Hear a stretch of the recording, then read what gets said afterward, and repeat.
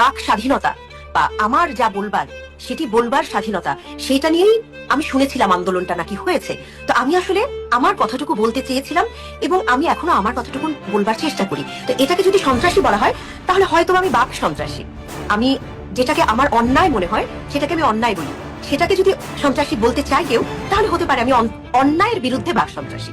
দেখুন, যখন একটা দেশের একদম অস্তিত্বের সংকট হয়ে যায় তখন এটুকুন সাহস দেখাতে হয়। আমি তো যুদ্ধ করতে পারছি না, আমি যদি পারতাম আমি যুদ্ধ করতাম, রাস্তায় নেমে প্রতিবাদ করতাম।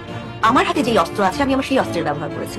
আমার কাছে মনে হচ্ছে যে আমাদের দেশের অস্তিত্বের সংকট, আমাদের দেশের মুক্তিযোদ্ধাদের প্রতি যেই ব্যবহার আমরা দেখেছি, আমি সেটা এখনো ভাবতে পারি না। আমি এটা ভাবতে গেলেই আমার মানে এই কষ্টটা কোনো কিছুর সাথে তুলনা করা যায় না। যে মুক্তিযোদ্ধাদের উপর যে ধরনের অন্যায় হয়েছে, তাদেরকে জুতার মালা পরানো হয়েছে এবং মুক্তিযোদ্ধা পরিচয়টাই একটা নেগেটিভ পরিচয় একটা সময় দেখা হয়েছে, যেই অত্যাচারটা করা হয়েছে এই অস্তিত্বের সংকটের সময় এসে আমি তো মনে করি যে আমার যদি এর চেয়ে বেশি কিছু করবার আসলে থাকতো, মানে ক্ষমতা থাকতো, আমি সেটাই করবার চেষ্টা করতাম। ভয়ের কথা যদি বলেন, আদালতের ভয় বা জেলখানার ভয়টা অবশ্যই আমাকে কেউ দেখাতে পারেনি। এবং আমি যদি দেশের পক্ষে কথা বলা বা অন্যায়ের বিরুদ্ধে কথা বলার জন্য যদি মনে হয় যে তাহলে মামলার সম্মুখীন হতে হবে বা জেলে যেতে হবে, অন্যায়ের বিরুদ্ধে কথা বলে যদি জেলে যেতে হয়, আমি সেটাতে কোনো আপত্তি করি না। আমি অন্যায়ের বিরুদ্ধে কথা, এটা আমি বলে যাব।